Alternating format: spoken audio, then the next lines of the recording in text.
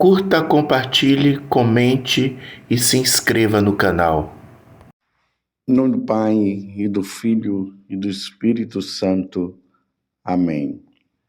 Naquele tempo, disse Jesus aos seus discípulos: nem todo aquele que me diz, Senhor, Senhor, entrará no reino dos céus, mas o que põe em prática a vontade de meu Pai que está nos céus. Portanto, quem ouve estas palavras e as põe em prática é como um homem prudente que construiu sua casa sobre a rocha. Caiu a chuva, vieram as enchentes, os ventos deram contra a casa, mas a casa não caiu porque estava construída sobre a rocha. Por outro lado, quem ouve estas minhas palavras e não as põe em prática é como um homem sem juízo, que construiu sua casa sobre a areia. Caiu a chuva, vieram as enchentes, os ventos sopraram e deram contra a casa, e a casa caiu, e sua ruína foi completa. Palavra da salvação, glória a vós, Senhor. Meus irmãos e minhas irmãs, continuamos neste tempo maravilhoso dentro da igreja. Nós, católicos, estamos comemorando, celebrando, aguardando dois momentos importantes da nossa vida e que são dois momentos decisivos. Nos preparamos para celebrar a primeira vinda de nosso Senhor Jesus Cristo. Ele veio, ele nasceu de uma mulher. O anjo Gabriel veio e anunciou que a Virgem Maria seria a mãe de Deus. Tudo aquilo que os profetas já falavam no Antigo Testamento se realizou naquele momento em que o anjo Gabriel apareceu para ela, para a Virgem Maria, e disse: Ave cheia de graça, o Senhor é contigo. E ali a profecia do nascimento de nosso Senhor se realiza quando o Verbo divino se faz carne, se faz homem e vem habitar no meio de nós. Para quê? Para derramar o seu sangue na cruz e nos redimir. E vencer o pecado, vencer a morte, vencer Satanás. E aí, depois que ele realiza esta obra, ele morre na cruz, ao terceiro dia ressuscita, como ele mesmo havia falado. Depois ele ainda fica ali uns 40 dias com os apóstolos. E aí ele volta para a casa do Pai. Missão cumprida. O Espírito Santo vem sobre os apóstolos e os apóstolos começam a anunciar a boa nova. Era preciso que o evangelho chegasse a todas as nações, para que todos pudessem ouvir a boa nova e se salvar, largando os seus falsos deuses para adorar o Deus único e verdadeiro. Mas Jesus ele falou também, e agora é Jesus que fala diretamente para todos nós. Eu irei voltar. A carta aos Efésios, São Paulo vai dizer o seguinte: aquele que desceu é aquele que subiu e é aquele que voltará. Então Jesus disse que retornará. Esse é o segundo evento que nós estamos aguardando. O Senhor retornará. Ele virá. Para quê? Para buscar aqueles que são fiéis. Por isso que o Salmo de hoje, o Salmo 117, o refrão vai dizer: bendito é aquele que vem vindo em nome do Senhor. Quem é que está vindo? Jesus Cristo. Não sabemos o dia, não sabemos a hora, Precisamos estar preparados para esse momento. É esse tempo que comemoramos nesse tempo do advento. Mas a pergunta que é feita é essa: quando Jesus vier, todos se salvarão? Todos irão com eles? Infelizmente, não, meus irmãos. Todos não. Muitos sim, mas todos não.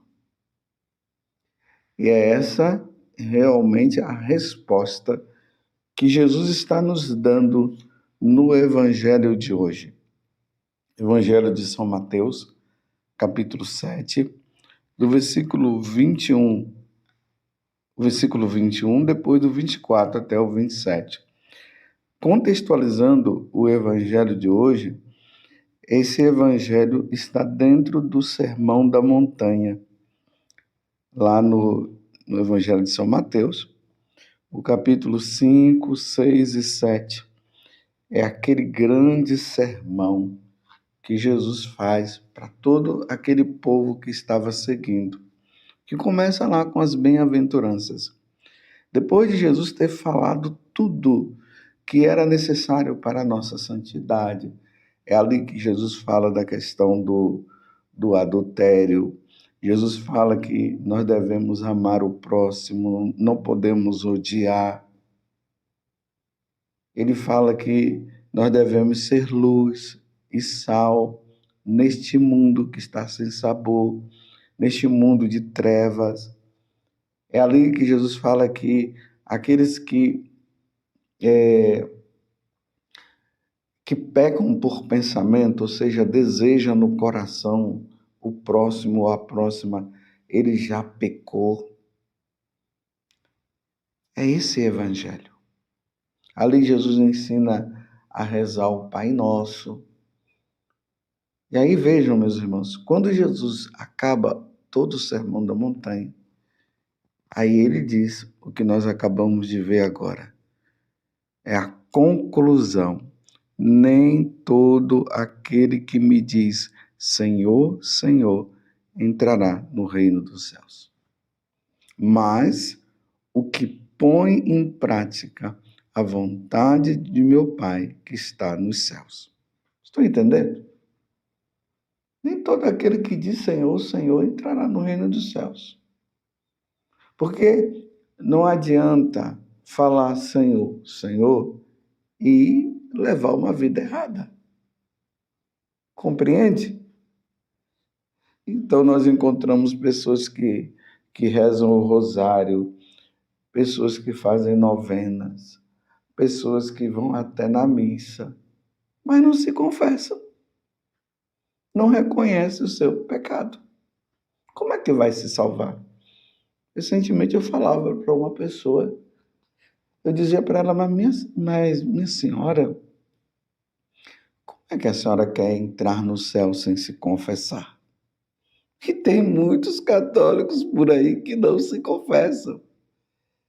Tem muitos católicos com mentalidade de protestante. Os protestantes é que vivem dizendo que nós não precisamos se confessar com um sacerdote, não. É só entrar no quarto e lá a gente fala os nossos pecados e nós estamos perdoados. Mas como? Como que nós não devemos nos confessar com um ministro de Deus devidamente ordenado se o Senhor falou isso?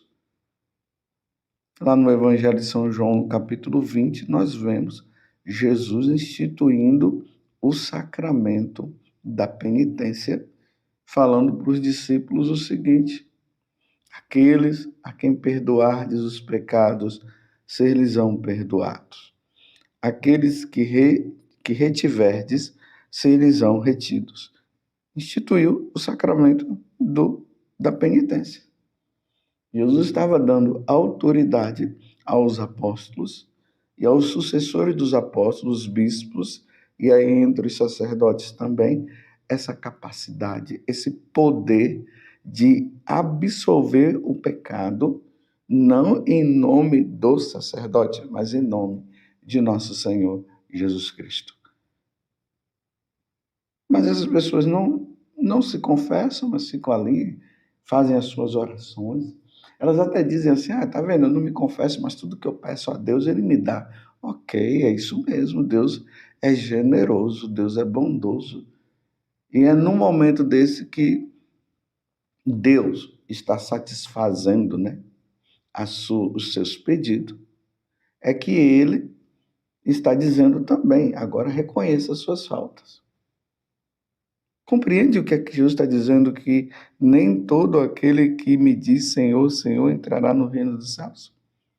Como é que a pessoa quer entrar no reino dos céus e ela não vive o matrimônio, ou seja, não recebeu o sacramento do matrimônio?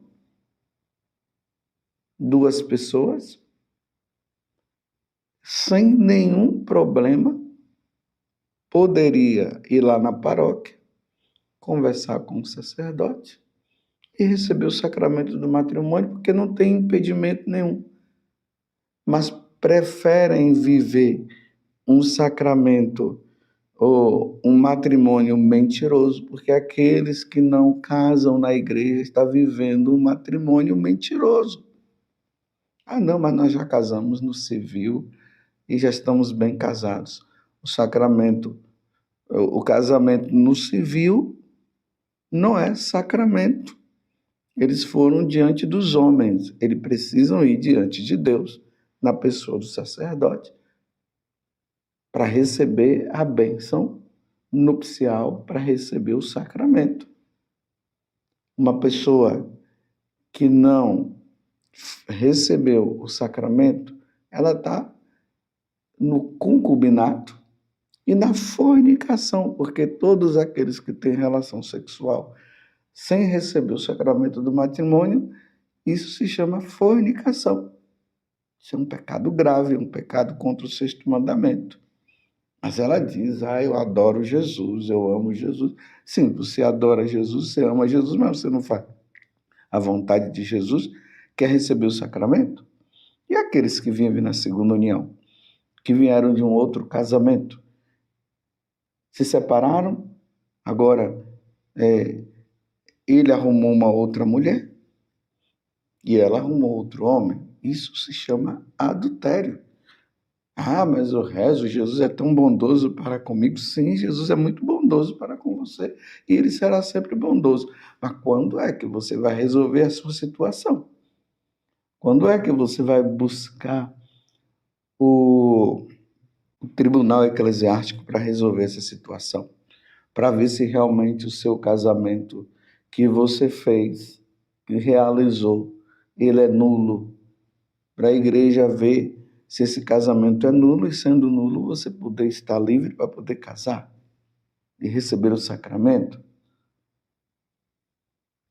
É viver na ilusão, é viver na mentira.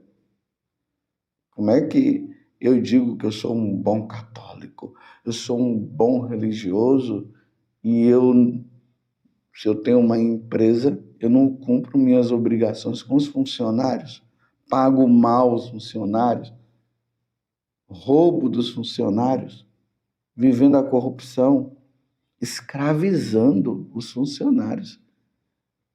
Tem lugares por aí que os funcionários, eles não trabalham aquele período que é necessário.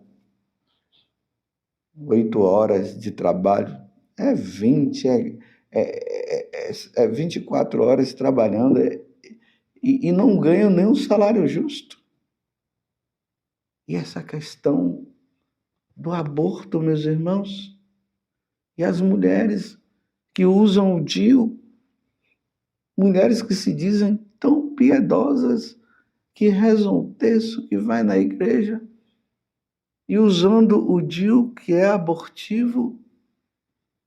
Quando é que você vai tirar esse DIU? O Senhor disse, não matarás. Mas o médico disse que não é abortivo. É abortivo. Pergunte para ele o que é que o DIU faz.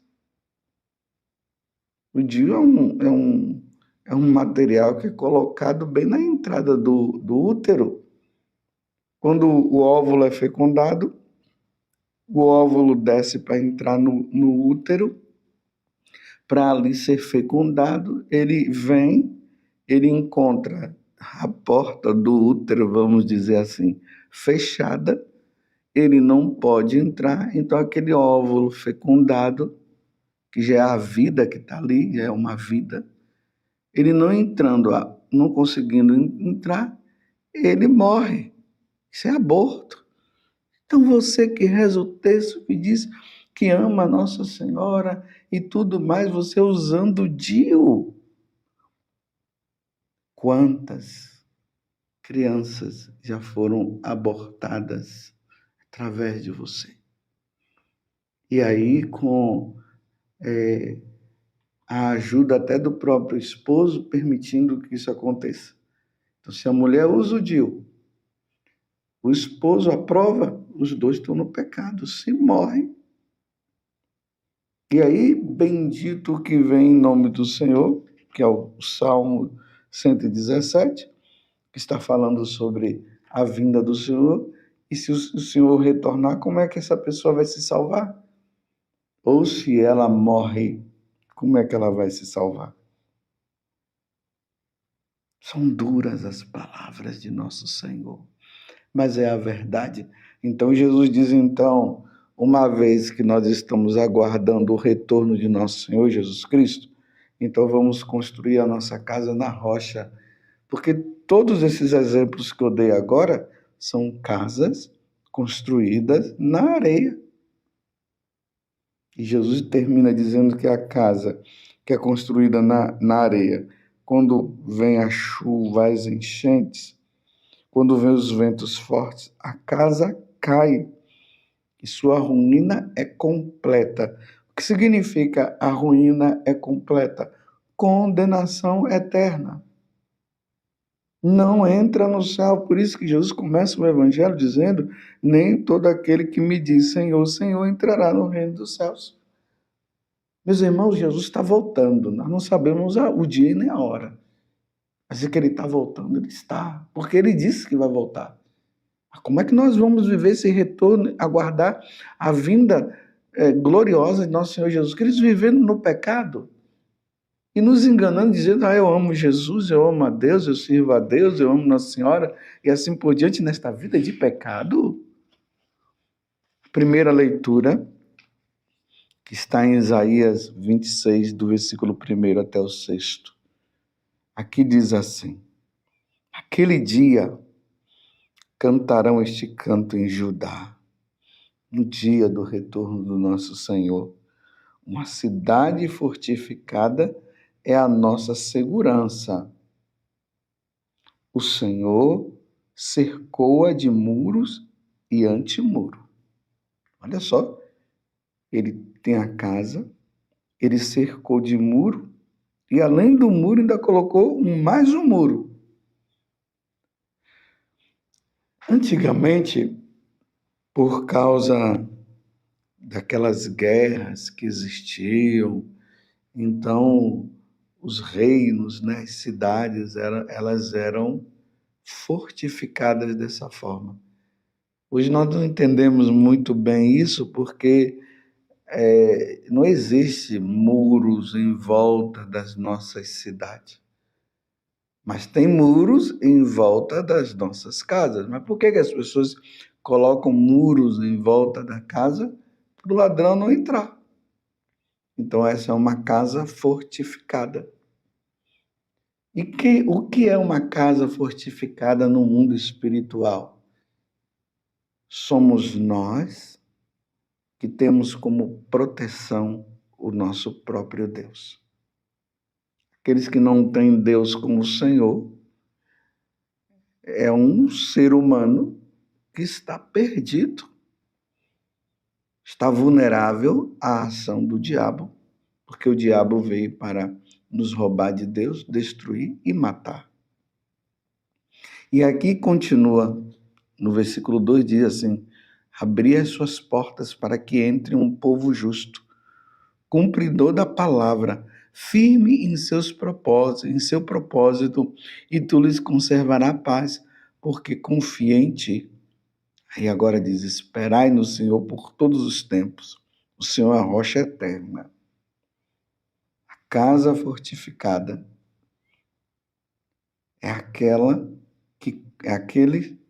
casa que cumpre a vontade de Deus, que é o que está falando na primeira leitura, que é a casa construída na rocha. Eu pergunto: a sua casa está construída na rocha ou na areia? Você é daquele que diz Senhor, Senhor, mas não cumpre a vontade de Deus? O que você tem feito verdadeiramente para se salvar? Não brinquemos, meus irmãos. O Senhor virá, mas todos irão com ele? Não. Mas então não vamos ficar preocupados aqui simplesmente se vão todos ou não. Vamos nos preocupar apenas que nós estejamos e façamos parte, que nós façamos parte daqueles que estarão preparados para a segunda vinda de nosso Senhor Jesus Cristo. Vigiemos, façamos penitência, vivamos a santidade, porque o Senhor está para chegar. Louvado seja nosso Senhor Jesus Cristo, para sempre seja louvado, e a sua mãe, Maria Santíssima, e desça sobre você a bênção de Deus Todo-Poderoso, Pai, Filho e Espírito Santo. Amém. Nem todo aquele que me diz Senhor, Senhor, entrará no reino dos céus.